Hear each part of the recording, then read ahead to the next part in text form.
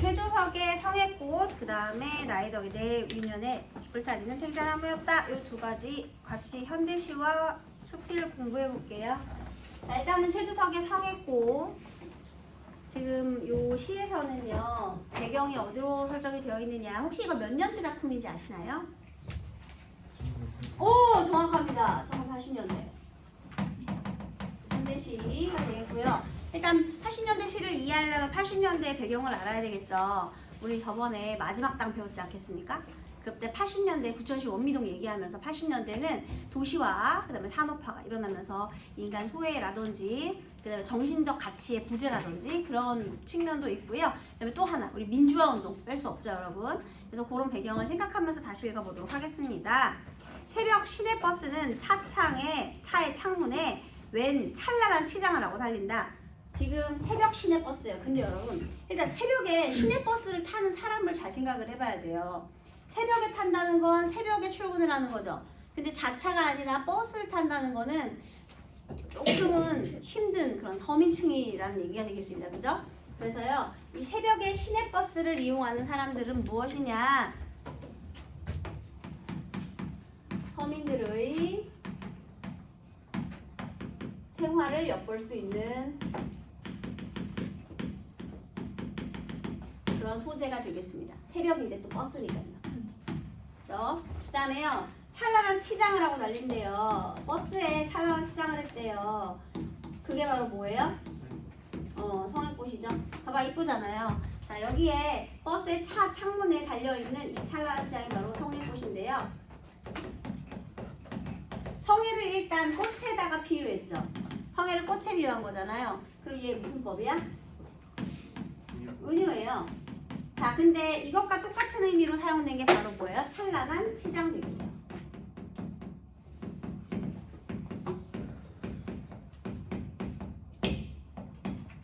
그 다음에요, 엄동 혹한일수록 더 뚜렷하게 피는 성의꽃. 얘들아, 성의가 왜 끼죠?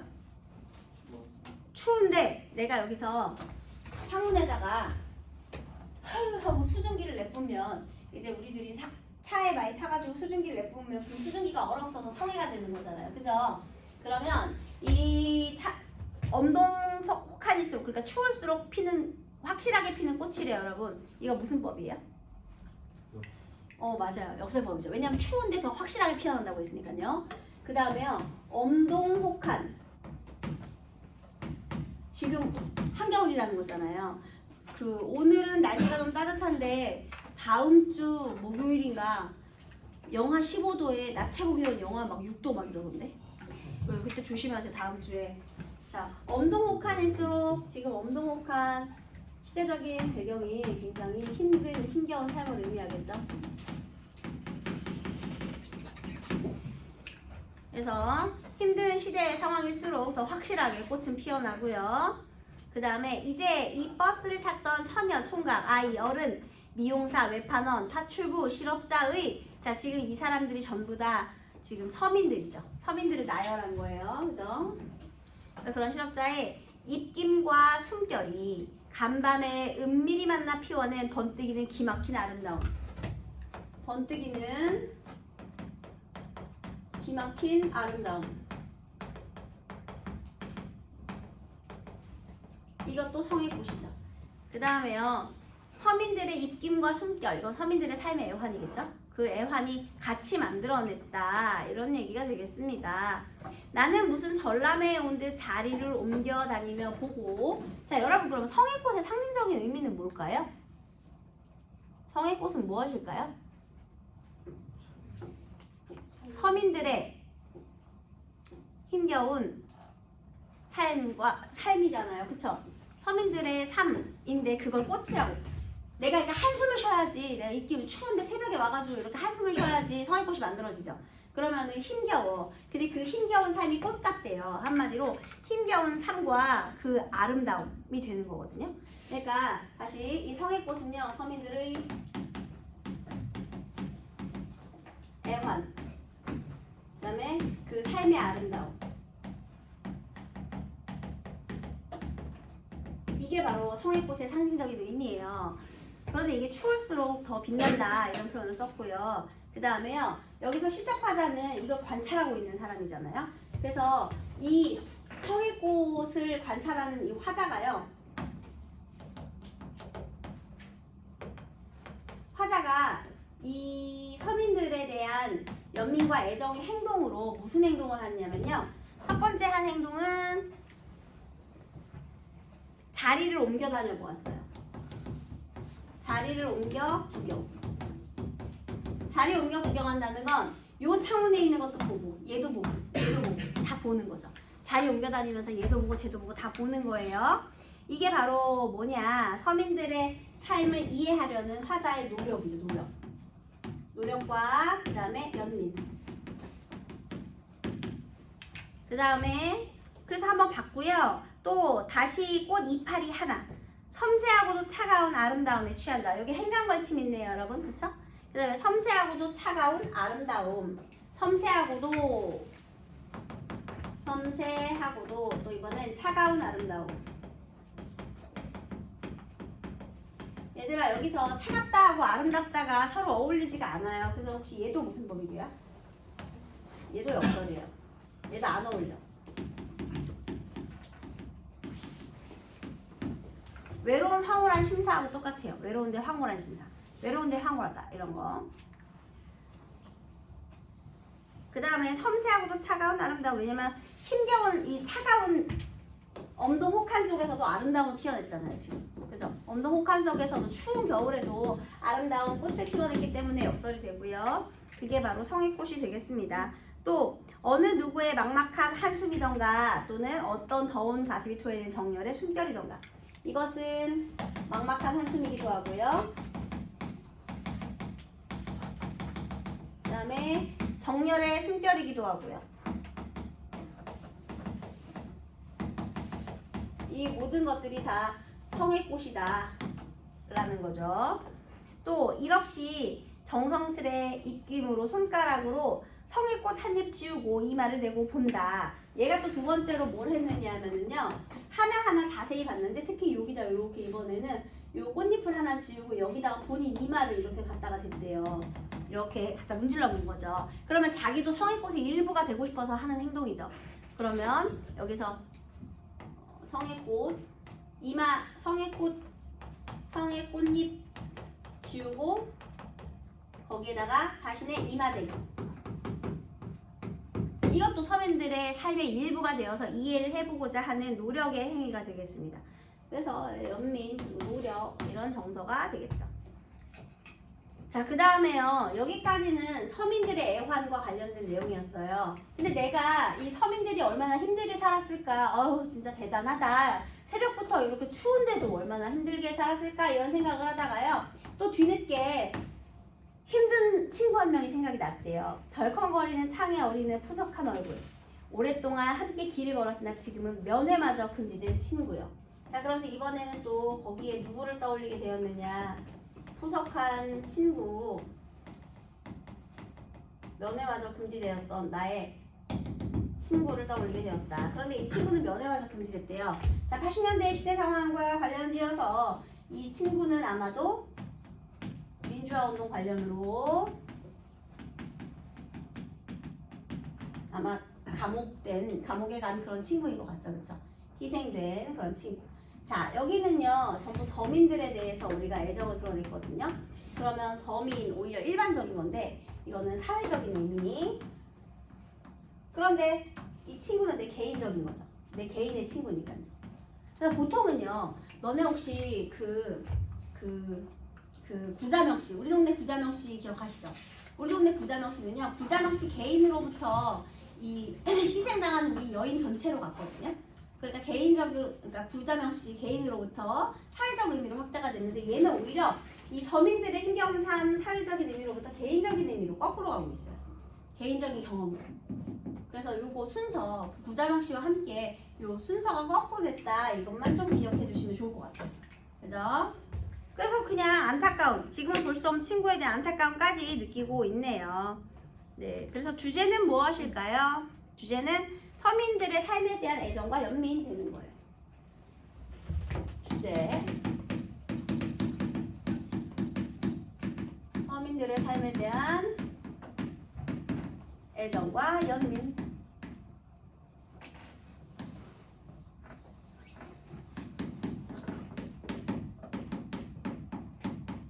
여기서 만약에 성의꽃이 만약에 또 기출이 된다면은 요 표현들, 은유적인 표현들을 골라내는 거, 의미가 다른 하나. 그 다음에 사회적인 의미로부터 개인적인 의미로 바뀌고 있다라는 거, 여기 시상의 전환이 있다라는 점. 그 다음에 역사적인 표현과 관련된 거, 이런 것들이 나올 수 있겠죠. 그리고 여기 화자의 노력에 담긴 요 행위의 의미, 이런 것들이 중요하다고 볼 수 있겠습니다. 자, 이번에는 나이덕 시인의 내 면에 옳다는 등장한 거다.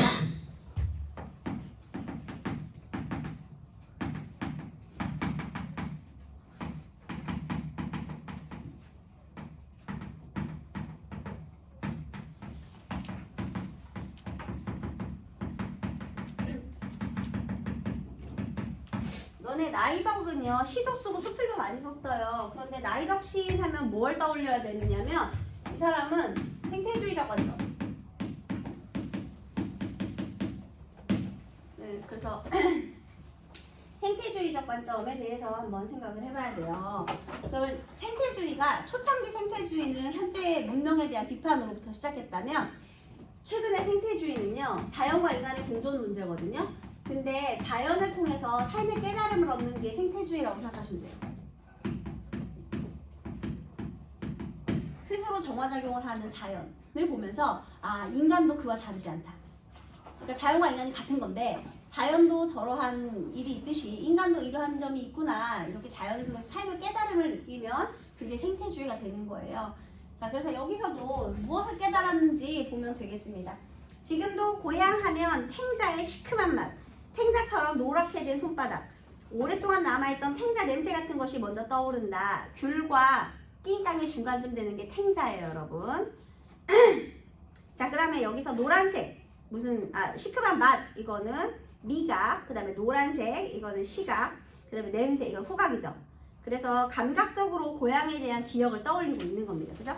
고향에 대한 기억을 일단 감각적으로 떠올리고 있고요. 그리고 뾰족한 탱자가시에 침을 발라 손바닥에도 붙이고 코에도 붙이고 놀던 생각이 난다. 너네 탱자나무에 가시가 되게 많은데요. 장미나무에도 가시가 많잖아요. 그 가시 떼어가지고 이렇게 혓바닥으로 이렇게 침 묻혀갖고 코에다 붙이고 코뿔 쏟아 이거 한 적 없어요? 아니면은 손바닥에다가 이거 이렇게 가시 묻히고 나서 우리 악수할까 해가지고 이렇게 장난친 적 없어요? 없구나. 니 착하게 컸네. 그래서 잠자리 날개 띄워본 적은 있으세요? 아, 그것도 없어요. 예. 뭐 꼬득꼬득한 사람 봤어 내가 누가 꼬득꼬득 했는지. 근데 옛날에 그런 장난 많이 쳤거든요. 코뿔소랑 그 다음에 손바닥에다가 이거 가시 붙인 다음에 이렇게 악수를 악 하는 거 이런 거 장난 많이 쳤거든요. 그랬다는 거죠. 그래서 친구를 놀려주던 놀이가 우리 사이에 한창일 때도 있었다. 자그마한 소읍에서 자라나는 아이들이 할 수 있는 놀이란 고장 그런 것이었다. 약간 우리 고향에 대한 추억 그리고 탱자나무에 대한 추억을 환기하고 있죠. 그래서 탱자 가시에 찔리곤 하는 것이 예사였는데 한 번은 가시 박힌 자리가 성이 나서 손이 퉁퉁 부었던 적이 있다. 이거 파상풍인가요? 벌겋게 부어오른 상처를 보면 나는 생각했다. 왜 탱자나무에는 가시가 있는 것일까? 찔릴꽃, 장미꽃, 아카시아, 가지를 가신 꽃이나 나무들을 차례로 꼽아보았다. 그 가시들에는 아마 독이 들어있을 거라고 혼자 멋대로 단정해버리기도 했다. 자, 처음에 내가 어린 시절에 탱자나무 가시에 대해서 한번 생각을 했대요. 탱자나무에 가시가 있어요. 그런데 내가 생각한 처음에 이 가시는요. 내 손이 퉁퉁 성나게 했잖아. 이게 덧난 거죠. 그래서 이 가시는 아마도 독일 거야. 안 좋아. 이렇게 생각을 한 거죠. 이때는 부정적. 이 생각을 하게 되었대요. 얼마 후에 아버지는 내게 가르쳐 주셨다. 가시에 독이 있는 것은 아니고 그저 아름다운 꽃과 열매를 지키기 위해 그런 나무들에는 가시가 있는 것이라고. 아, 가시는 독 때문이 아니라 아빠가 뭐라고 했대요? 그 다음은 지키기 위한 것.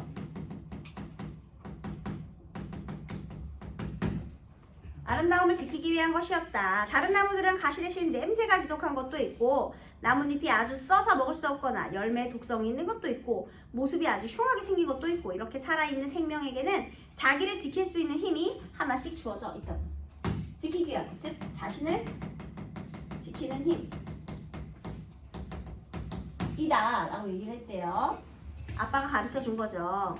그러던 어느 날 탱자 꽃잎을 보다가 스스로의 가시에 찔린 흔적을 발견하게 되었다. 바람에 흔들리다가 제 가시에 쓸렸으리라.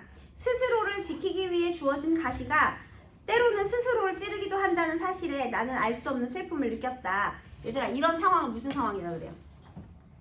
지키기도 하는데 찌르기도 한대. 역설적인 상황이죠, 그죠? 양날의 검이지 뭐. 예, 맞아요. 역설적인 상황이죠. 그걸 어렴풋하게 느낄 무렵 소읍에서의 내 유년을 끝나가고 있었다. 자, 여기서 이건 아버지가 준 거죠. 이거 처음에 내가 가졌던 편견이었고요.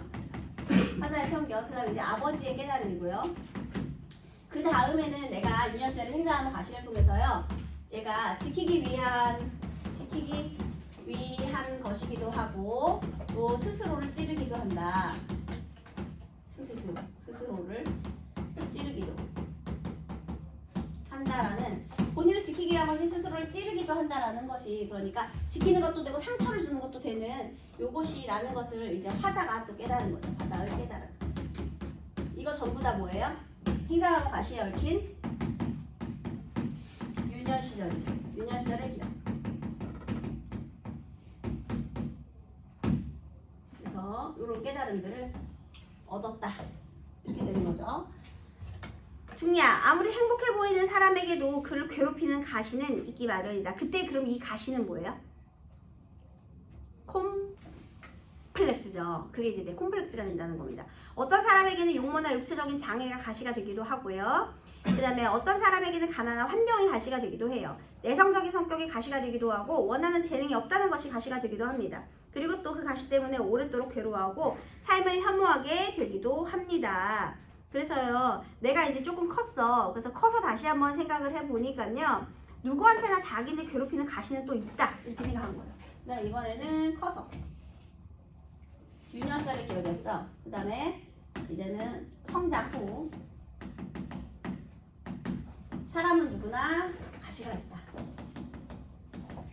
사람에게는 누구나 가시가 있다. 라는 깨달음, 성장 후 깨달음. 그걸 느끼게 됐는데요. 자, 이때 이제 이 가시. 누구한테는 외모가 가시일 수 있고요. 그 다음에 누구한테는 재능이 없는 게 가시일 수 있고. 그래서 이 가시가 다 전부 다 콤플렉스. 자기 자신을 괴롭히는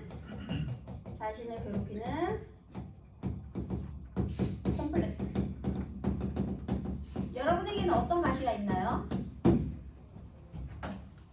선생님, 저는 책상에 앉아있는 만큼 성적이 안 올라요. 이게 제 가시예요.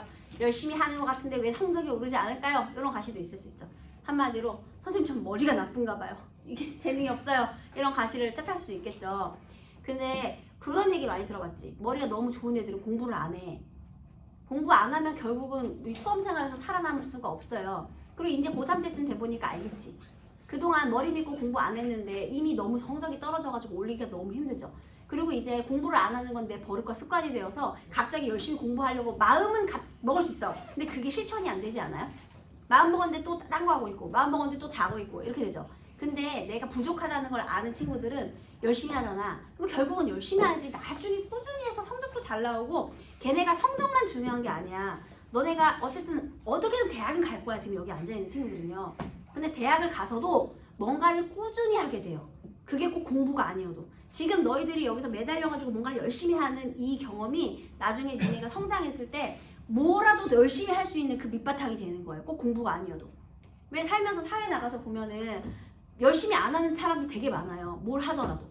뭐 그게 공부가 아니라 내 업무 아니면은 나한테 주어진 어떤 것이라든지 그게 보통 이렇게 열심히 안 하게 되거든요.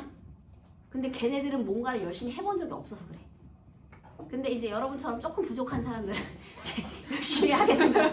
더 부족하니까 더 열심히 하게 돼요. 그게 오히려 가시인 줄 알았던 게 그게 내 발전의 원동력이 될 수 있다. 이게 이 사람이 주고 싶은 깨달음이에요. 이게 나이덕 시인의 깨달음인데요.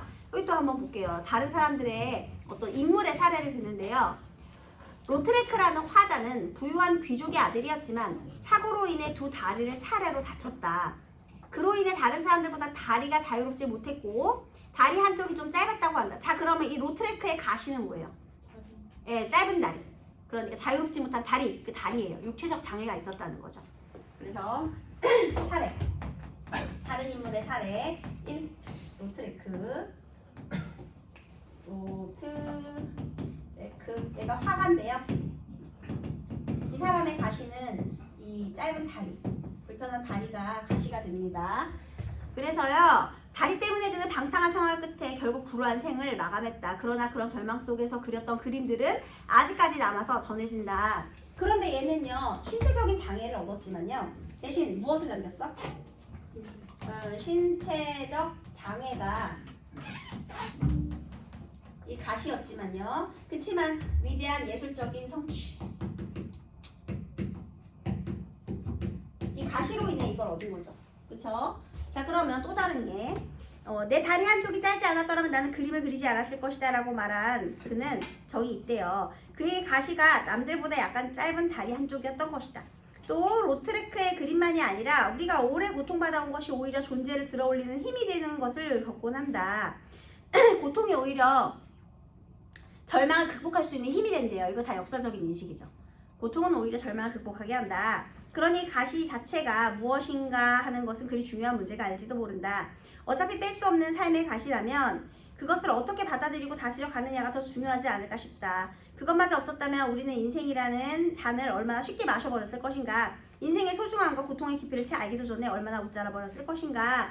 그러니까요, 어쨌든 고통을 피할 수 없으면 어떻게 하라고요? 즐기라고요. 그래서 나를 죽지 못하게 하는 시련은 나를 성장시킨다. 이런 게 있거든요. 나를 해치지 못하는 시련은 나를 성장시킨다. 이런 표현이 있습니다. 그래서 우리 여기서 주제의식은 뭐가 돼요? 그래서 결국에는요, 고통은 오히려 절망을 극복할 수 있는 힘이 되는구나. 그래서 이 사람 누구나 가시가 있다. 그래서 이걸 통해서 중요한 마지막 깨달음은 처음엔 독이었나? 아빠가 얘기했어요. 지키기 위한 것이래요. 아, 지키기 위한 것이기도 하지만 찌르기도 하는 이런 역설적인 것이 양날의 검이 되는구나를 생각했대요. 그러다가 나중에 커서 생각해보니까요, 고통이 오히려 절망을 극복할 수 있는 힘이 되기도 하는구나. 위기가 오히려 기회가 되기도 하는구나. 이런 깨달음을 얻었다. 이게 최종적인 깨달음이 되겠습니다. 그러면 내 운연의 울타리는 텐자나무였다. 내 운연의 울타리, 한계 같은 거죠. 근데 그것이 텐자나무였다? 텐자나무의 가시. 한마디로 고통이 나를 성장하게 했다. 이런 뜻이 되겠죠. 그래서 여러분의 수험생활도 인생의 큰 깨달음이 되시길 바라겠습니다. 네, 답을 맞춰볼게요. 가와 나의 공통점으로 가장 적절한 것은 1번 점층적인 표현으로 점층 없어요 여러분. 점층은 점점 커져야 되는데 그런 게 없죠. 그 다음 역설적 상황을 제시하여 일단 역설적 상황 괜찮은데 여러분, 여기 가의 역설적 상황 어디 있었죠? 엄동혹한 선연이 핀다. 그 상황. 그 다음에 여기서는 고통이 스스로를 지키기 위해 주어진 가시가 스스로를 찌른다. 뭐 이런 거 다 역설적 상황이죠. 그 다음 그럼 정답 2번이 맞네. 3번은 왜 틀렸어요? 현재와 대비되는 과거의 사건이라고 했는데요. 가에서 현재와 대비되는 과거 사건 이런 거 없어요. 그쵸? 그래서 안 돼요. 가가 없잖아요. 그 다음에 자신의 경험을 바탕으로 현실에 대한 비판적인 태도. 경험을 바탕으로 현실에 대한 비판적인 태도는요. 네, 이게 지금 나에서 현실에 대한 비판적 태도가 있어요? 나에서? 아니지. 이건 비판적인 태도가 아니라 그냥 고통이 현실 비판하려고 쓴 게 아니잖아. 지금 이게. 그게 틀렸죠. 나 때문에 안 돼요. 그 다음에 현재 어미를 사용하여 했는데요. 현재 어미 지금 가는 괜찮다. 그쵸? 본다. 이런 거. 근데 나는 안 되겠네. 그쵸? 네. 왜냐면 생동감을 전달하고 있다라고 하니까. 가시에 찔리는 순간에 생동감을 전달하는 게 아니잖아요. 그냥 깨달음을 드러냈을 뿐. 그래서 그 뒤에가 틀렸네요. 그 다음 2번. 이 시는 어느 추운 날의 새벽 시내버스 창가에 핀 성회를 통해 힘겨운 삶을 살아가는 서민들에 대한 화자의 애정 연민 80년대의 암울한 정치 상황을 노래한 작품이 되겠습니다. 차창에 서린 성의꽃을 자리를 옮겨다니며 들여다보는 행동을 통해 애정과 연민을 보여주고 있고 자유를 억압받았던 당시 시대 상황에서 구속된 친구에 대한 그리움을 드러내기도 합니다.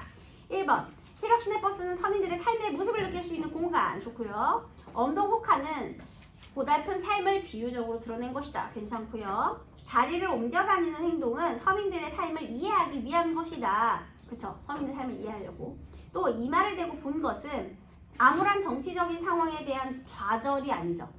내가 성의꽃의 일부가 되는 행동이잖아. 그걸 지우고 내가 거기다 내 이마를 댔으니까요. 그러면 서민들을 이해하려는 행동으로 봐야죠. 그래서 틀렸어요. 면회 마저 금지되었다가 자유를 억압받았다. 아니 찾아가는 것도 안 되는 거니까요. 그래서 5번은 맞는 소리예요. 자, 요게 학평에 기출이 된 적이 있는데 이게 3번이 기출 문제가 되겠습니다.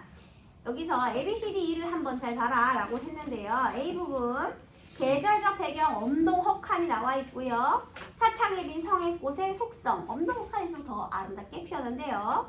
그 다음에 서민들의 입결과 숨결이 만나 이루어진 성의꽃에서 번뜩이는 기막힌 아름다움을 발견했어요. 또 서민들의 삶에 대한 따뜻한 시선, 막막한 숨결이던가 뭐 이런 거 있었죠. 성의꽃의 아름다움에 심취했죠. 섬세하고 차가운 아름다움. 또 현실의 벽에 부딪혀 성의꽃을 지우는 태도를 통해 무력감을 드러낸다. 아니죠. 이 성의꽃을 지우는 행위는 계속 반복해서 나오고 있죠. 애정의 행위예요. 또 오랫동안 함께했던 친구를 떠올리며 안타까움을 느낀 건 맞아요. 그리움이죠. 나에 대한 이해로 틀린 걸 골라보래요. 가시에 대해 부정적으로 인식한 적이 있다. 여기 있었죠. 처음에.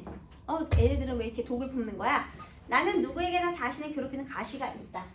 라고 얘기했죠. 그 다음에 나는 가시가 존재를 들어올리는 힘이 될 수 있다. 이거죠. 존재를 들어올리는 힘, 얼마나 극복할 수 있는 힘이다. 맞는 소리예요. 피할 수 없는 고통이라면 어떻게 슬기롭게 이겨내는지, 그러니까 어차피 뺄 수 없는 가시라면 어떻게 받아들이고 다스려 나가느냐가 중요하다고 했기 때문에 맞죠. 슬기롭게 이겨내야 돼요. 그 다음 그럼 정답은 5번이 틀렸는데요. 나는 살아있는 생명에게는 자기를 지킬 수 있는 힘이 하나씩 주어져 있다고 생각한다. 이거 왜 틀렸게요? 그렇지, 내가 생각한 게 아니라 아버지가 생각한 거예요. 그래서 이 4번 문제 같은 경우가 사실은 실수하기 딱 좋은 문제죠. 정답이 없는데? 이렇게. 네, 그래서 이렇게 하나하나 꼼꼼히 살펴봐야 되는 문제가 되겠습니다. 네, 오늘은 여기까지만 할게요.